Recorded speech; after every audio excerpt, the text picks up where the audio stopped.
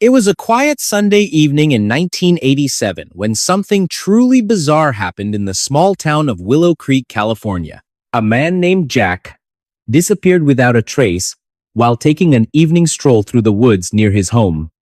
Days later, his body was found. But what made it so unsettling wasn't just how far he had traveled from where he vanished. It was the condition of his remains and the lack of answers surrounding his death. His clothes were intact, yet his body bore signs of trauma that no one could explain. Hi everyone, you're listening to Thousand Fragments, the moment no one saw, the memory no one kept. I'm bringing it back. Drop a comment below and let me know where you are today. I'm all ears. And let's begin. Willow Creek is nestled deep within the heart of Northern California, surrounded by dense forests and rolling hills. It's the kind of place where everyone knows each other and life moves at a slow pace. Jack lived here with his wife and 2 children in a modest home on Maple Street.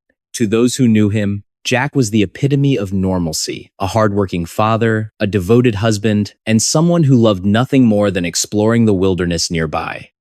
On weekends, he often took long hikes through the trails, immersing himself in nature as a way to unwind from the stresses of daily life. But that evening in November 1987 would change everything for Jack and for the town he called home. The day began like any other. After dinner, Jack told his family he was going out for a quick walk before bed. He slipped into his favorite leather jacket, grabbed a flashlight, and stepped outside into the crisp autumn air. His wife waved goodbye, assuming he'd be back within an hour or so. But as the hours ticked by, worry crept in. By midnight, she realized something was wrong and called the sheriff's office. When deputies arrived, they quickly organized a search party consisting of neighbors, friends, and local volunteers. The forest was pitch black, illuminated only by flashlights and moonlight filtering through the canopy. Despite their best efforts, there was no sign of Jack. As days turned into weeks, theories swirled around the community. Some suggested foul play, perhaps Jack had stumbled upon something dangerous during his walk. Others believed he might have wandered off too far, disoriented in the dark. But none of these explanations seemed plausible once his body was discovered nearly 3 miles away from where he disappeared. What shocked investigators even more was the state of his remains. His clothing remained undisturbed, but his body showed clear signs of physical violence, broken bones, bruising, and cuts that didn't match typical wildlife attacks. It was as if whoever or whatever took Jack wanted to leave behind cryptic clues rather than definitive answers. Let's rewind to understand the man behind the mystery. Jack was a well-liked figure in Willow Creek, known for his calm demeanor and love for adventure. At 45 years old, he worked as a carpenter during the week, but spent most of his free time outdoors. Friends described him as physically fit, capable, and confident in the wilderness. Yet, despite his experience, Jack seemed unusually restless leading up to that fateful night. According to his wife, he mentioned feeling watched several times over the past few months, though he couldn't pinpoint why. She dismissed it as stress, attributing it to long hours at work and financial pressures. Little did she know, this feeling of being observed would soon become chillingly relevant. Back to the present. Investigators pored over evidence collected from the scene. Footprints matching Jack's boots were found leading away from the house, but after about half a mile, they abruptly stopped. There were no signs of struggle, no blood trails, nothing to indicate anything unusual until his body was discovered weeks later. One detail stood out above the rest, a strand of hair tangled in a bush near the trail. DNA testing confirmed it belonged to Jack, but further analysis revealed traces of an unknown substance embedded in the strands. Was this residue contamination? Or could it point towards something else entirely? Public fascination with the case grew exponentially thanks to burgeoning true crime podcasts and documentaries. Among them was Time's Whispers in the Woods*, hosted by investigative journalist Linda Hayes. Each episode combined archival footage, expert analysis, and newly uncovered evidence to paint a vivid picture of events surrounding that fateful night. Listeners became armchair detectives, debating theories ranging from elaborate hoaxes to tragic accidents. During one particularly heated discussion forum, a listener named Brian Carter posed a thought-provoking question. What if Jack wasn't taken by human hands? What if there's another explanation altogether? This theory sent shockwaves through the true crime community, drawing both admiration and skepticism. Fast forward to 2010, and advancements in forensic technology offered new hope. A team led by Dr. Emily Grant, a renowned forensic psychologist, revisited old evidence using cutting-edge techniques unavailable during the initial investigation. One breakthrough involved analyzing fibers found under Jack's fingernails. Results revealed microscopic particles resembling pollen, but originating from plants not native to California. These findings prompted renewed scrutiny of similar cases across the United States. Could Jack's disappearance represent part of a broader pattern? Investigators identified potential links to other unsolved disappearances in remote areas, sparking debates about supernatural phenomena or even extraterrestrial involvement. Meanwhile, public interest in Jack's story reached unprecedented levels. Social media platforms buzzed with theories, some credible, others far-fetched, yet all contributing to a global conversation about justice and accountability. Facebook groups dedicated to discussing leads attracted thousands of members worldwide. Conversations ranged from speculative musings to well-researched arguments supported by data. One member, Amanda Grant, gained prominence when she identified similarities between Jack's case and other mysterious deaths involving individuals found miles away from their last known location. Her findings prompted authorities to explore connections previously dismissed as coincidental. Are we looking at copycat crimes? Or does this suggest something larger? In 2013, a former neighbor came forward, claiming to recall suspicious activity near Jack's home days before his disappearance. Though vague, these recollections sparked new lines of inquiry. Detectives revisited old statements, searching for overlooked details that might connect dots unseen before. Every little piece matters, insisted Detective James Peterson during another late-night session reviewing files stacked high around his desk. By 2020, social media played increasingly vital roles in disseminating information related to the case. Twitter threads dissected evidence, Reddit forums debated theories, and YouTube channels uploaded videos piecing together fragments of the puzzle. Then came the twist. Forensic genealogy techniques identified a distant relative linked to DNA profiles discovered at the crime scene years earlier. Investigators raced to interview the individual, uncovering surprising ties to Willow Creek during the mid-1980 seconds. While circumstantial, the connection provided tantalizing possibilities worth pursuing. "We're closer than ever before," declared James during a press conference held amidst heightened tension. Cameras flashed as reporters clamored for answers, underscoring the significance of this development. Yet, despite these advances, fundamental questions remained unanswered. Why did Jack travel so far into the wilderness? How did he end up miles away from his starting point without leaving any discernible trail? And perhaps most hauntingly, what role, if any, did the town itself play in his demise? The atmosphere shifted dramatically as public interest in the case grew once again. Online forums buzzed with discussions, piecing together clues and debating theories. Social media campaigns reached millions, reminding the world of Jack's story and the importance of vigilance. What really happened to Jack? Is he still alive somewhere, waiting to be found? Or did some cruel twist of fate claim his life that fateful evening? These questions lingered like shadows over Willow Creek, casting doubt and despair over the hearts of those who cared. By 2023, significant progress had been made in identifying previously unknown victims connected to similar cases. Advances in forensic anthropology enabled analysis of skeletal remains discovered near remote locations frequented by hikers and campers. Each identification brought closure to grieving families, while simultaneously deepening society's collective unease about the extent of such crimes. Public memorials erected in honor of victims served dual purposes, commemorating lives lost and warning future generations against falling prey to similar ideologies. Throughout these developments, Emily maintained a complex relationship with her subject matter. On one hand, she felt driven by professional curiosity and moral obligation to uncover truths buried beneath layers of myth and misinformation. On the other hand, she grappled with personal demons triggered by immersing herself so deeply in darkness. How do you study something so monstrous without letting it consume you? She mused during a rare moment of reflection. Her efforts culminated in a comprehensive book published in late 2023 titled Times Beneath the Canopy: Understanding Unsolved Mysteries in Rural America, **. The manuscript combined historical research, contemporary analysis, and first-hand accounts to create the most complete picture of Jack's life and disappearance ever assembled. It resonated strongly with readers, sparking widespread discussions about mental health, criminal justice reform, and the nature of evil itself.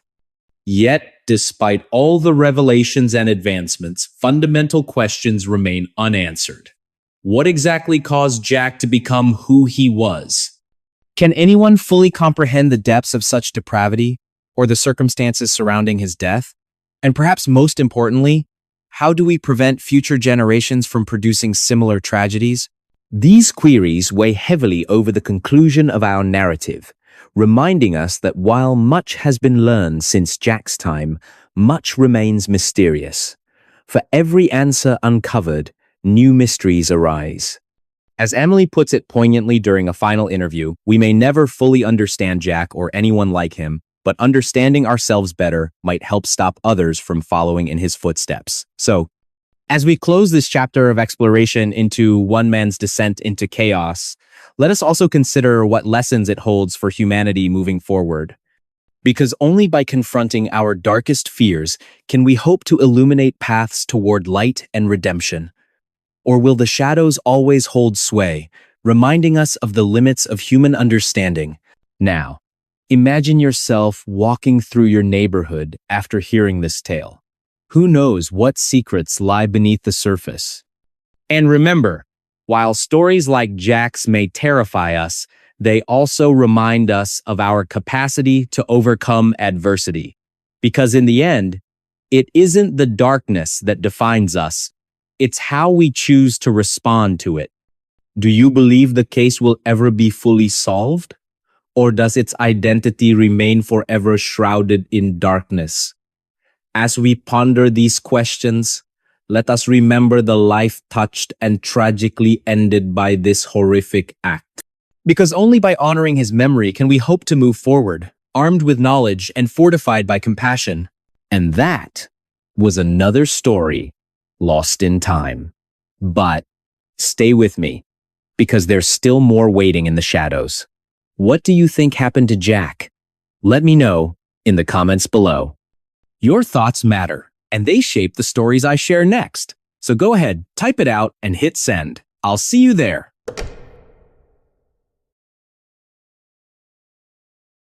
It was a hot summer day in 1985 when something truly bizarre happened in rural Georgia.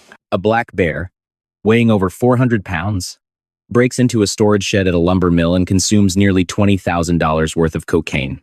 The scene that followed would leave investigators baffled, locals stunned, and the media scrambling for answers. This wasn't just any animal encounter. It was an event that defied logic and sparked debates about what really drove the bear's behavior. Hi everyone, you're listening to Thousand Fragments.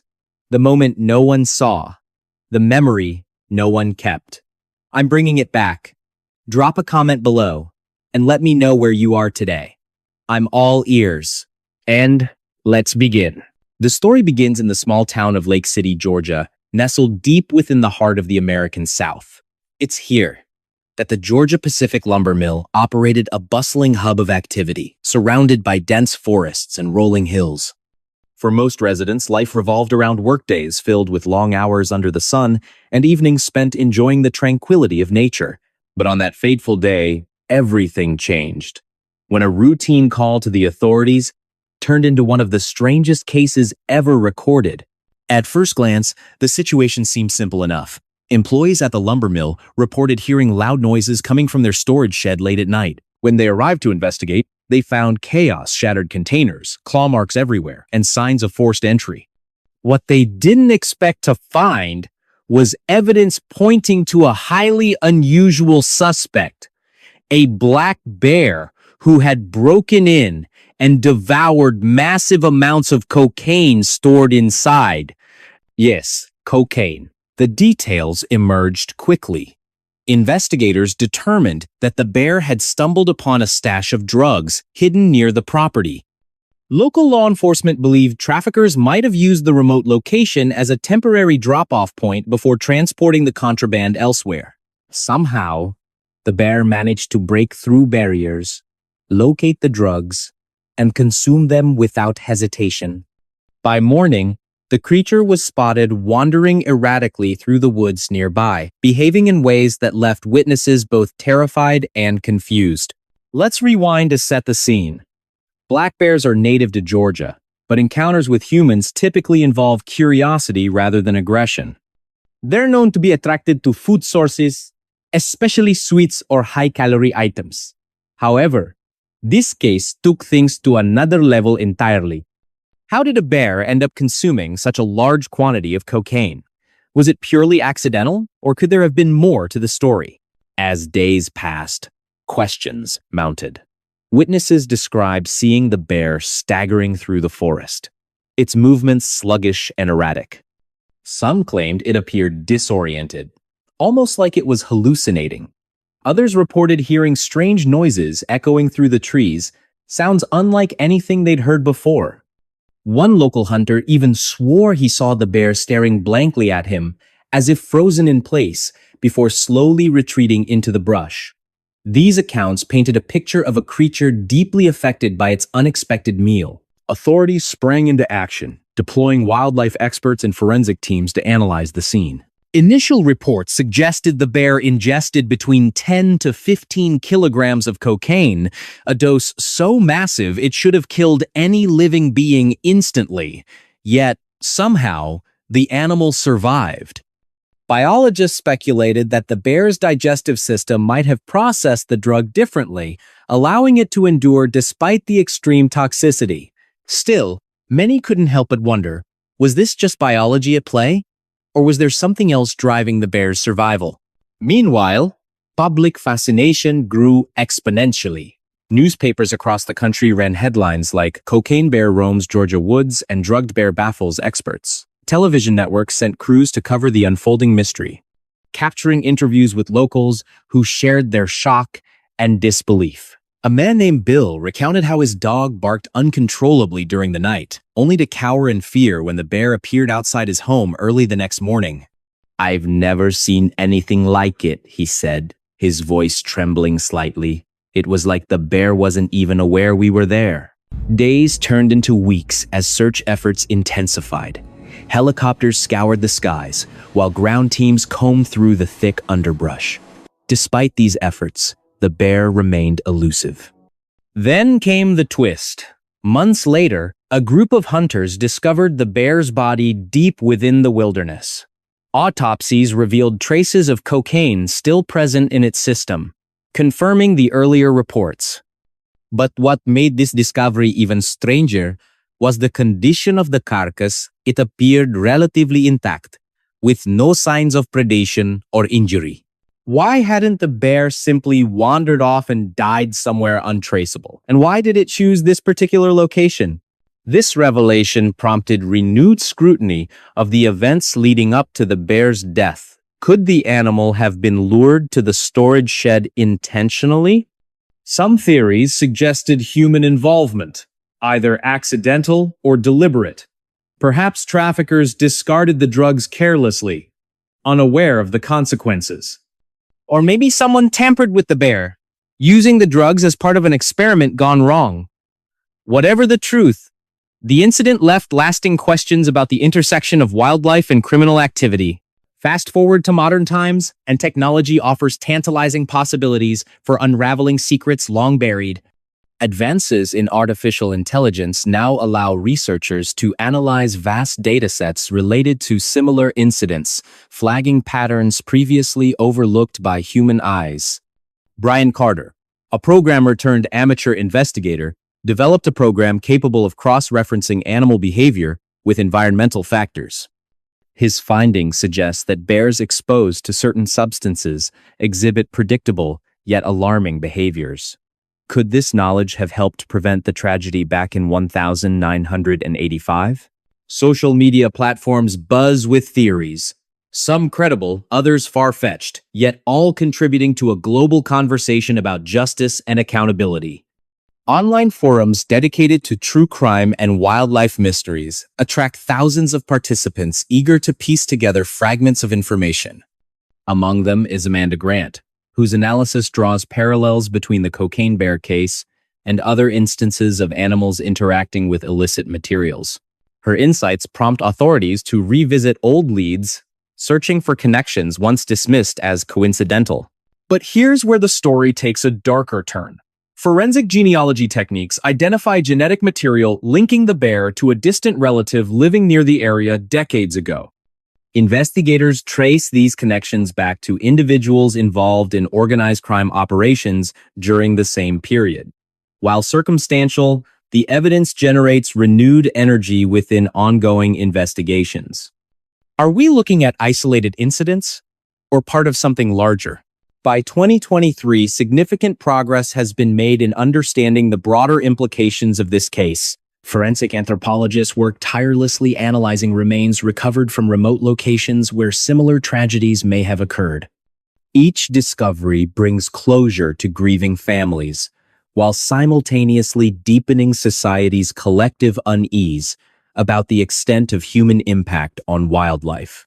Public memorials erected in honor of victims serve dual purposes, commemorating lives lost and warning future generations against falling prey to similar ideologies.